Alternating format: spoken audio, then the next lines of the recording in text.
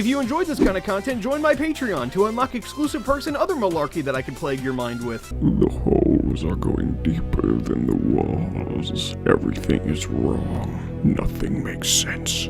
It never did. It never did. It never did. It's alive. It's all alive. And we just walked right in. What's good, everybody? My name is NeesterHere, and welcome back to Incredibox. Today I am here with Slowpoke. No, it's not. That's a lie. Today I am here with Slowbox version 6, The Walls, by the main man Slowpoke guy. Now, if you're curious and thinking to yourself, Neester, why are you starting with version 6? It has been a while since we've played a hopefully good horror mod that has a bunch of lore in it. This one's a big one. This one's a huge lore bitch. And I haven't really ever had a horror mod before where the lore of it actually kind of scared me, you know, gave me a little tickle in my spine. And so the main man Slowpoke, I am putting this in your hands to be the first to take my, I was gonna say virginity, but that's just probably the worst way I could have said. To give me my first ever experience of an actual scary horror mod with lore, bro. So let's not waste any time. Let's just get right into this shit. Let's go. Oh, fucking hell, that is louder than hell. Wait a minute. Wait a minute.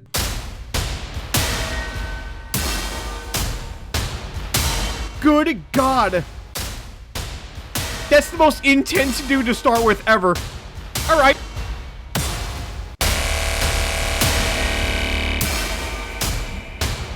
Mr. Slow! If this mod is anything, it ain't that. What the hell is going on here, my boy? You gotta slow your roll, no pun intended! Bro, this is the loudest, most bombastic-ass horror mod I've ever seen. Is this a shampoo bottle?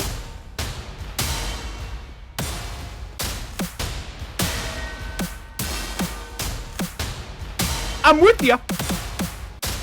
It sounds ballin'. It just sounds like chaos.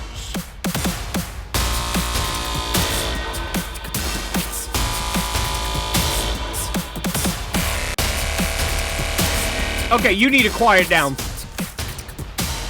Bro, that, stop it, bro. That little bassy bitch, whatever. Why is he a clothes hanger? Is he a fetus? That was the worst. What are you? What city did you originate from? That's what I want to know. Ooh!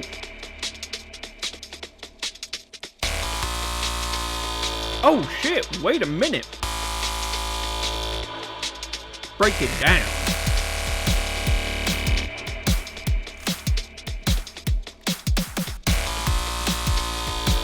We have made it to the head bumper status. We made it. Hey, shit. Hey, fuck. Hey, shit. Oh, hello.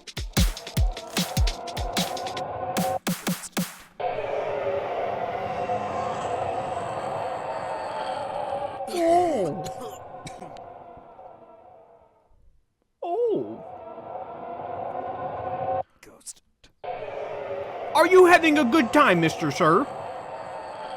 It truly does not seem like it. Can we help him? Ghost. The drop! Holy hell!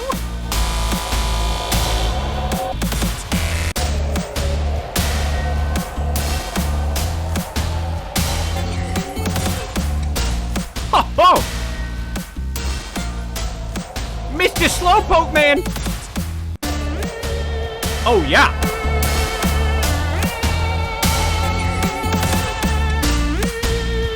This is the first time we played a mod by the homie. This one might be racist. Uh-oh.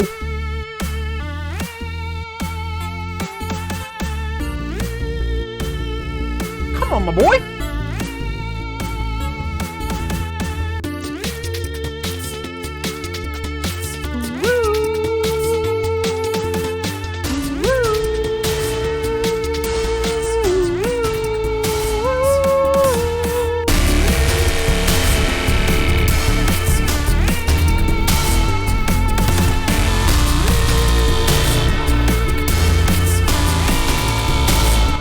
play! I am here to play, baby! Ain't no fucking way, baby! Every damn day, baby! Alright. I want everyone right now to place their bets. In the lore, is this guy a Democrat? Only one way to find out. Holy shit. We have this big-ass thing just for the fucking intro, you know? Is this on a different planet? Is that what this is in the background? Because if so, this is way cooler than I thought it was. If this is just scary house in fucking Iowa, it's not really that creepy, but just knowing it's on a different planet kind of makes it a bit more unnerving to me. I don't know. The house, located nowhere. Destination. Species? Wait, what? The species? Wait, a house is the bitch? Did I miss a guy or is this out of order? Am I an idiot? Hang on, wait a second, wait. Oh, who are you? And you! Wait, these are spoilers bigger than shit. Okay, so this is just like our introduction. Okay, cool, bet. Okay, that's what I thought. So we're in this house, which on its own is an entity. I firmly believe that this planet may be the biggest red flag I have ever seen. Let me break it down for you. For starters, it's all grass, despite not having any nearby stars or planets to provide heat. That's actually kind of badass, you know. And yet it still has oxygen. Any human is capable of breathing. The lakes here are just flat expanses of human bone, which just isn't possible. But worst of all, there is one singular house, a man-made structure on a planet which cannot support life. What? Wait, whoa, okay, already you thrown in a whole bunch of shit. If we're talking about this from like an actual scientific standpoint and also just like a how badass is this standpoint? First of all, how the hell did they get the wood to build the house? You need lumber, you need trees. It has grass, I don't see no trees. Also, what part of the bone makes it human bone? Was it tested by scientists? Or is it just a white rock? There is one singular house, a man-made structure on a planet which cannot support life. Does that mean that the house cannot support life? Like you walk into the house and you suffocate? I'm sorry, I'm dragging this on a big time. This is because the planet is its own population. The whole thing, the size of our moon, is a living creature. Same with the house. It's all the same abomination. Not to mention how dimensionally unstable this place is. It can fully control every room in the house, and at this point it's turned into a labyrinth, but instead of stone, it's made of an infinite series of fleshy copies of your grandma's house. Not to mention it tries to kill you more often. What do you mean more often? So my personal real-life grandmother's house is what this bitch looks like on the inside? No, I'm with you. I have a visual in my head. I'm with you now, bro. That's all we know for now. I'll update this when new information arises. It's weird. I'll keep seeing this file in places it shouldn't be able to. Okay, that's fine. All right, let's just game. So, Mr. F. We can only assume that stands for Mr. Foombly. Why is his gender being male a question mark? His name is Mr., bro. It is not real. Do not interact with under any circumstances. Every instance of interaction with 11 has resulted in either death and or serious injury.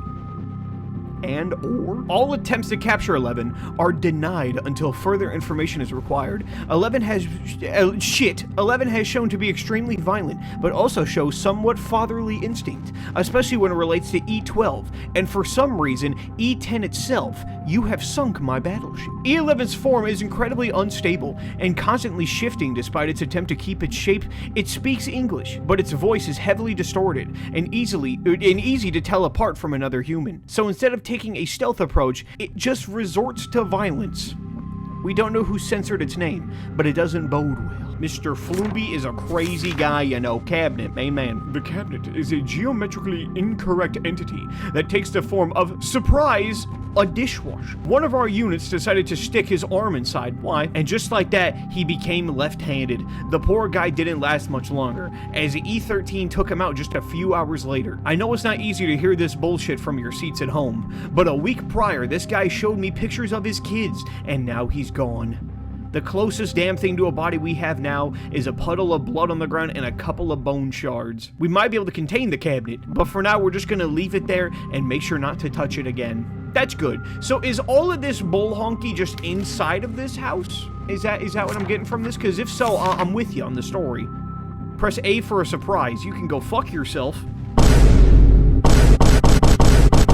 Oh yeah! Oh yeah! The This guy had been living in the floors of evident outlook, sneaking food from the cafeteria while everyone was asleep. The light from his eye blinding nearby cameras. From the light level he had been working on, it's been theorized that he has some form of night vision. The second we landed and opened the doors, he bolted off the ship, probably thinking we were back on Earth, which was arguably a fair assumption, given he's missed just about everything. He ran straight into E10 to escape. He was later tracked down by a dispatch team. I've gotten him to calm down somewhat since then, and he's opened up to me. He can see much better than most of us, which is really helpful. So this guy is like, what is the story here then? Because now you're already throwing a Spaniard in the works. Because I've been led to have the assumption that these two big bitches right here are like entities that they found in the damn house, but this bitch is like one of the boys, essentially. That's kind of like what I'm getting from this. That's really what I'm getting from this. That is so what I'm getting from this.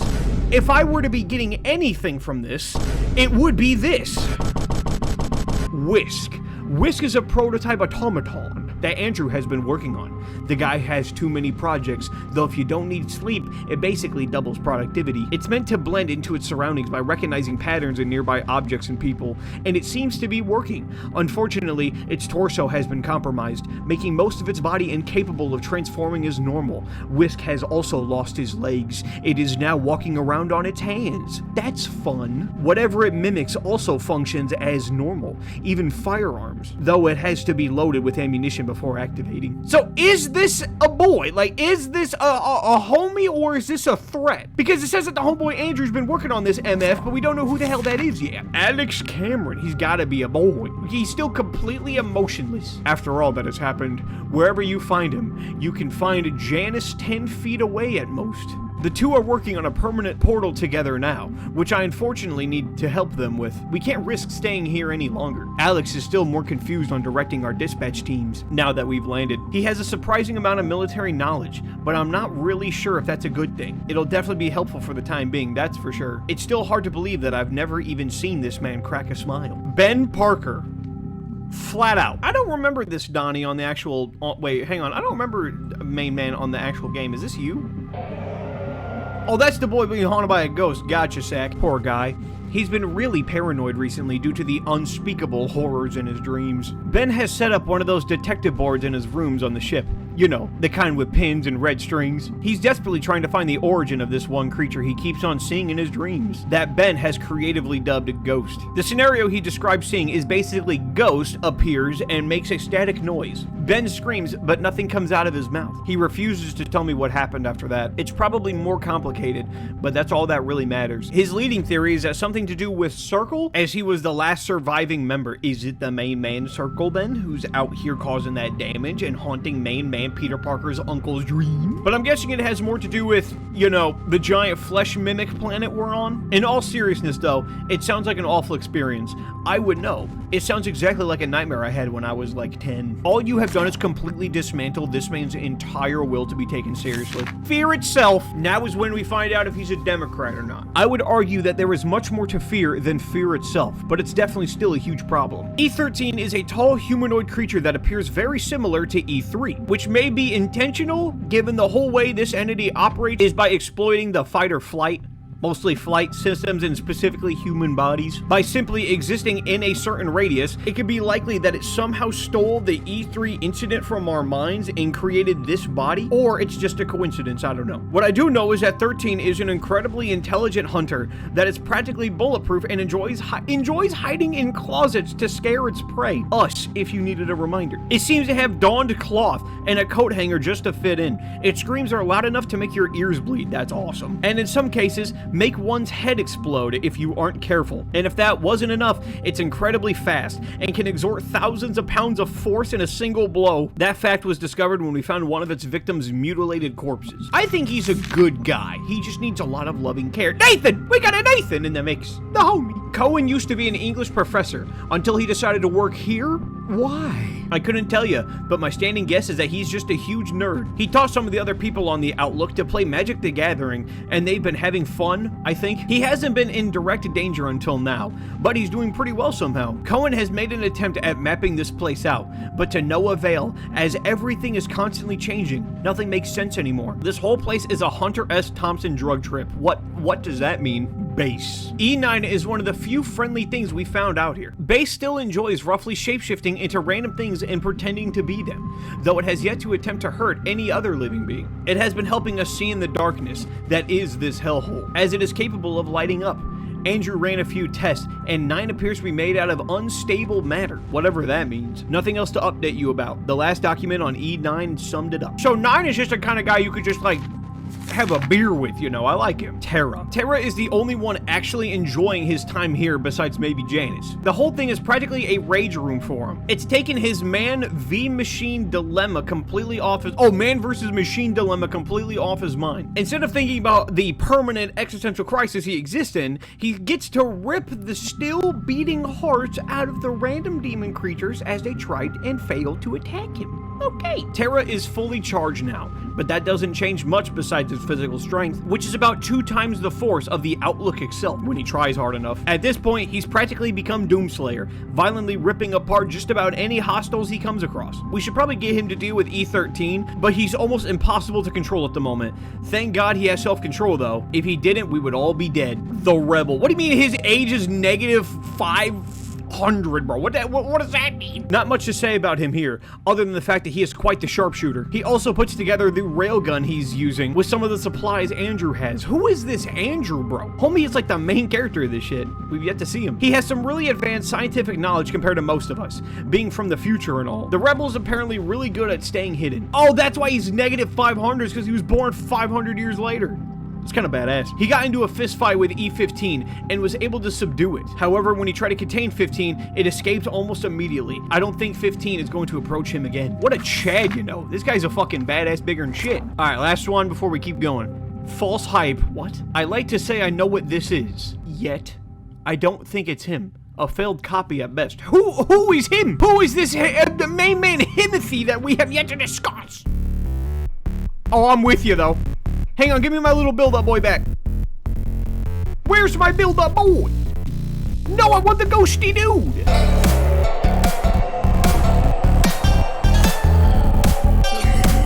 Hey. Ah! Busting out the strings. Good God, man. I'm with the baby. I'm with the baby, hey, I'm with the baby.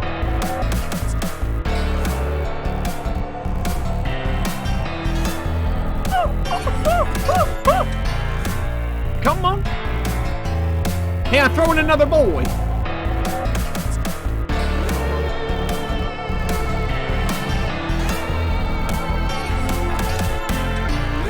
I gotta be honest, I'm with ya.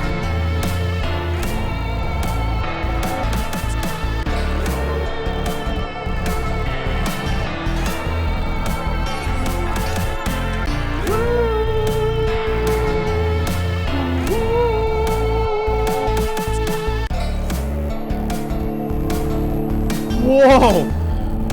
Dude, I love it when characters do that little effect.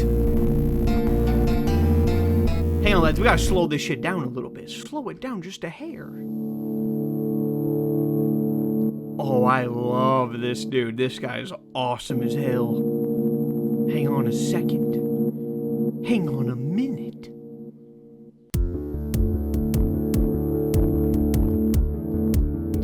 Come on, man. Is this how you want to speak to me?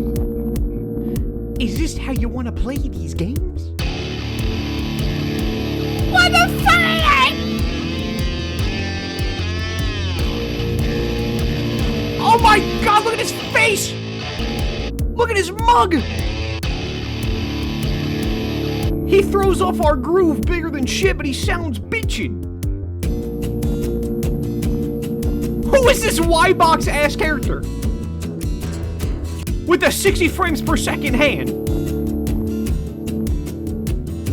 He's kind of killing it though. Hey. Oh, baby, hey. Oh.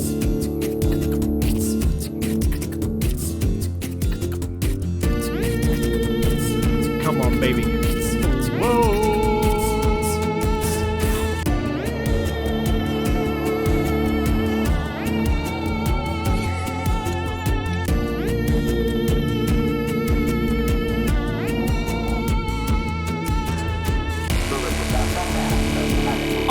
work at all.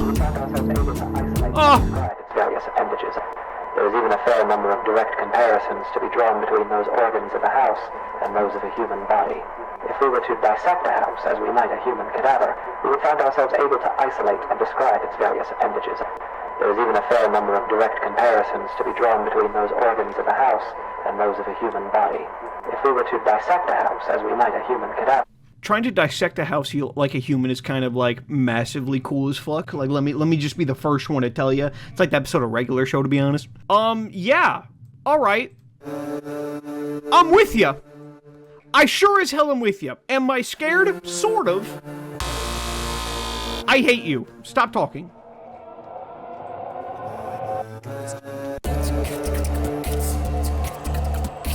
Oh, yes. Mr. One-Eyed Snake right here, man, going nuts. Come on, baby. Oh, look at that. Reach for the stars, yes, we reached too far, and now it's engraved itself in my mind. There's no limit once you're wailing and grinding a teeth. Reach for the stars, yes, we reached too far, and now it's engraved itself in my mind. There's no limit once you're wailing and grinding a teeth. Oh, I'm getting jiggy. I truly am be getting that jiggy on him. Everything I see makes my thoughts capsize. Everything I think sends my head clockwise. Can't trust it because all I see is lies. Ooh, that echo. Everything I see makes my thoughts capsize. Hey, baby. Is that fucking Pawsey?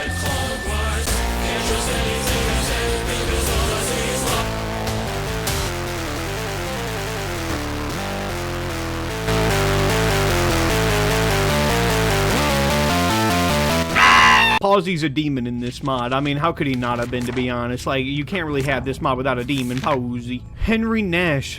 I suppose you can't even enter a door first now. I'm really fucking done with this place. Nash walked into what we assume is a dining hall and just got pulled into the ceiling by his own veins.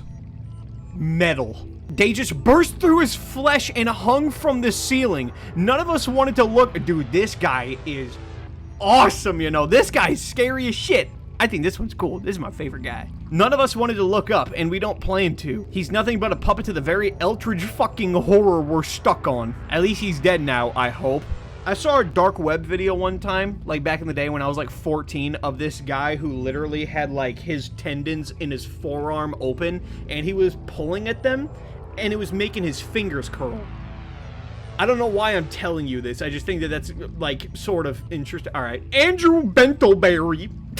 Andrew is not as terrified as the rest of us, as he knows for a fact that he knows he won't die. He's a lot more sympathetic than he is scared. He has started to develop stronger and more situational weapons for our EMTF. This is super useful for individual and more unique encounters. However, I wish he had done this a little sooner because bullets aren't quite cutting it right now. He's been with Nico and Twice for most of the excursion, and Andrew is an excellent strategist. Everybody that they're naming is someone I don't know! As Andrew is an excellent strategist and is getting weapon input while he's at it. He's treating Whisk like someone treats their pet like a child. Nico, the homie, there he is. Nico is a high-ranking member of the Special Divisions Force and specializes in inhuman confrontation, containment, and medical science. How did he get into that field? You can often find him alongside Twice while in combat. Did we already read the homeboy Twice? And I'm just being a dummy per punny? Was this guy's name Twice? No, it wasn't. It was Cameron. Or studying chemical reactions and human body as a whole. And the human body as a whole when he isn't fighting these eldritch horrors. Nico used to have an implant in his arm that caused early stages of BSD to show up in his left eye. But it was shot by a stray bullet, which compromised the circuits and led him to deciding to remove it. Which he did, by himself, mid-battle to avoid infection and or electrocution. I don't know who he was fighting though. I have to look into that sometime. But you know, I'm in a labyrinth of grandma's house, so I don't really have time at the moment. That's just where this takes place, and I'm fully cool with it. Asteroid Fluber. E12 was the second creature discovered on this planet. When originally provoked, it produced a frequency from its mouth that caused all nearby members of the dispatch team to immediately have a panic attack due to extreme paranoia. Some of these members report seeing eyes in the dark, or themselves hanging from the ceiling. However, one specific account seems to be the most important, as they showed the guy with a brief glimpse of a news article with a woman named Astrid Fluber on the cover image, which bears a striking resemblance to E12. Due to this, we decided to start referring to 12 as such. Astrid is capable of transforming herself from place to place through shadow. This is likely because her body can fade and reappear at will, also allowing its solidarity to be altered, but only if there is a distinct absence of light. She has never attacked any even dead personnel unprovoked. And this likely means E12 is one of the only entities not be part of the hive mind on this planet. It has been voluntarily moving along with our team from a distance, and has allowed us to come close enough to view its abilities. Many of the dispatch members feel unsafe around her, but I don't really see it. Then again, it could be just my anxiety meds working overtime. Okay, here's what I'm gonna say so far with the lore of this, and I really do enjoy it because I think that from a story standpoint, I'm hooked. I love the concept, the idea is fun, but I do kind of feel like a lot of these characters just kind of really aren't that special or memorable to me. Like, we have like a handful of characters that are like really fun and really cool, but aside from that, we just have a lot of just blank, no names, who cares kind of guys in this. And I think that it's starting this to kind of drag on a bit. I know I say that a lot with lore mods, especially like good lore mods. Shit, I literally said it yesterday with Mustard. Ghost stories. This is the man with a crazy ass face. E16 might be the most dangerous thing here, but that's just it. We don't know. We don't know how it moves around. We've never seen it walk, but 16 might be able to slowly glide. It can definitely teleport too. The last person to come close to it disappeared into the flash of darkness along with 16 as soon as they approached. His screams were heard in the distance for hours after each flash of light. We also found him a few days later, nailed to a table by the shoulders. No legs, no arms, no jawbones. His intestines sprawled across the surface. He was still alive, his heart connected to a blood-covered car battery. Dude, fucking hell, dude, this shit is brutal. Crying and screaming with no vocal cords, silently begging for death. Holy shit. Felix Everest. I severely regret not bringing Felix home now. He doesn't blame me, but I honestly think he should. But hey, we know he can play guitar now, which is kind of cool. Not that he could do it much since we're here though. It would probably attract a ton of unwanted attention. However, when shit hits the fan, we at least get a melody to go with it, or something. Whatever happens, I'm keeping Felix safe and he's going home. How old was he again? 26? He's fine. They should have made him like 17 or 16 or something like that. Would have made him a bit more sympathetic. Alright, you I'm excited for. We don't know who this is or how they got here. However, the blood sample we tested from them turned out to be completely normal and separate from the other entities. This seems to just be some unlucky guy who got transported here. Bummer, dude. Likely due to the high levels of dimensional instability on this planet. Further research will be paused until we get the hell out of here, but we will look into who this person is eventually. Oh, and I have no clue how he's standing. He's dead as fuck. That tape recorder has an incredible battery life. I'm with you. Twice McKingsley. Dante Twice McKingsley is the captain of the ever-dead dispatch team. He was born with a condition known as bleeding heart, caused by an identical twin. Forming perfectly inside the other's body, bleeding heart causes the individual's affected hearts to begin to shift to the middle of their chest, and excessive energy from the second human. This is disgusting. Despite just being eventually a second layer of skin, is vented as an electrical pulse. The subject's skin also becomes transparent below the neck as a side effect of merging with the second layer, causing incredible durability, including internal organs. However, the main drawback is a metabolism twice as fast as a normal person, requiring much more substance than what's normal. That fully makes sense. I'm cool with that. Twice isn't the captain for no reason. He's an excellent sharpshooter and a force to be reckoned with in the hand-to-hand combat. Even with that, he's a pretty down-to-earth guy. Kind of an overachiever, though. What a fucking badass, you know. Holy hell, this guy's a lot. Slow/security? Is this a self-insert? I just won out. If you don't know by now, hi, I'm Slow, and I'm required to document the crew of the Outlook here and whatever the hell we discover here. If you couldn't tell that it's not exactly fun to remember this shit, so you're welcome. it's still a hell of a lot better than whatever my composition class was. I've been attempting to help construct a portal to get us out of here. Despite my limited understanding of interdimensional particle physics, I do know my way around. We're going to route it into the intersection so we can go straight back to our Earth. No, I cannot open a stable portal out of here myself. Due to the extreme dimensional instability, I'm unable to focus hard enough to keep one safe enough for human transportation going. And besides, only one person can go through at a time, and it's just not worth it. However, I can use portals as a weapon. If you angle two of them in a way that has their ends touching, you obtain a blade that can slice through just about anything, bro. I don't mean to say this like an asshole, but this character's lore specifically sounds like it was written by a high schooler, and I mean that in the nicest way possible. This is the Shadow Blade. Like, it just has... It just has that vibe to it, you know. It's not exactly fast, and I have to move it using pure willpower, but for some of these things trying to kill us, it works great. Oh, and security insisted on coming along. Bro just wants to see the show. He's a piece of shit, but a weirdly lovable piece of shit. That's what I like to think of myself. Harold, I swear, if this poor man doesn't get a break, I will riot. Not yet, though. We need to get the hell out of here. He's slowly getting better at his portal abilities and almost exclusively stayed on the Outlook during this time. Okay, see, I feel like an asshole again because now we're just kind of getting back to that same kind of vibe, you know. I was super hooked on the story of this in terms of just like this team of dudes all came down to this like alien planet where they find a crazy house that is literally essentially made of flesh, right?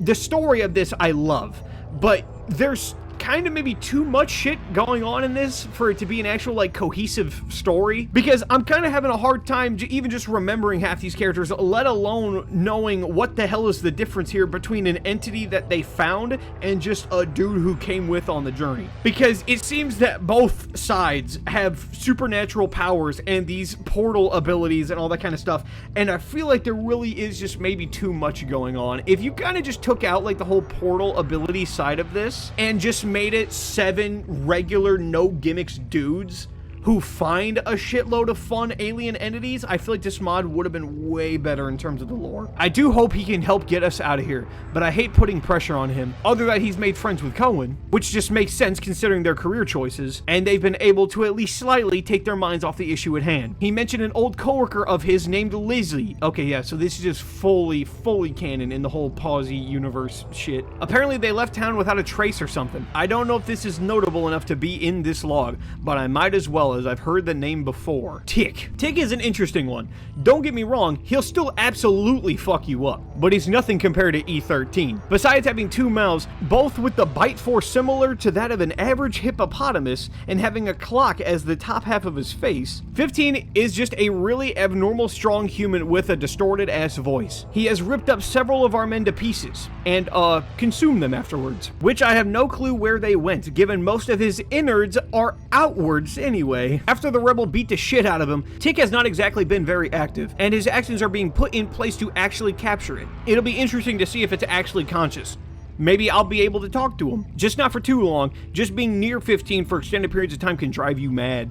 And then we got Pawsey, just flat out no gimmicks. I have a friend with an interesting past, let's say that. Pawsey was never very good at workplace safety, and apparently nobody else working here did anyways. By no means is this him though. He cloned himself, and well, investigators eventually shut him down a long time ago, and Pawsey made it out legally unscathed. But he's a much better man now. It's like a whole different person. One thing we never found out is where his clone ended up. I suppose by some miracle of dimensional instability, it got ripped out of reality to here, where it has been for a couple years. It used to be completely sentient and extremely manipulative, but its mental state has degraded to a state of madness, only described as primal. I can't blame him though. This place can do that to you. It shows very animalistic tendencies and just mauls whatever living thing it sees. Probably how it survived so long. It's also capable of taking on E13 without much issue. Terrifying. Luckily, it can't escape. Alright lads, let me be fully honest with you right here. I'm honestly not too sure what to give this mod in terms of a rating. Because on one hand, I really like the story and I like the concept and I just like, I like the plot. The plot itself is really fun. But I kind of would have wished that a story like this would have been a bit more grounded, I guess, and would have maybe just been a bit more simple. Because like I said earlier, it's very good, but it just does kind of a bit too much, where it starts to kind of blur blur the lines between what I'm actually looking at and what did I forget, what am I confusing characters up with, but it's just a bit too complicated and just a bit too much going on, to the point where it pretty much just kind of overwhelms you with information. The visual side of this, I really, really like, and same with the music side of it. I don't really think that either of them stand out too much, but as a kind of like alien interdimensional horror mod,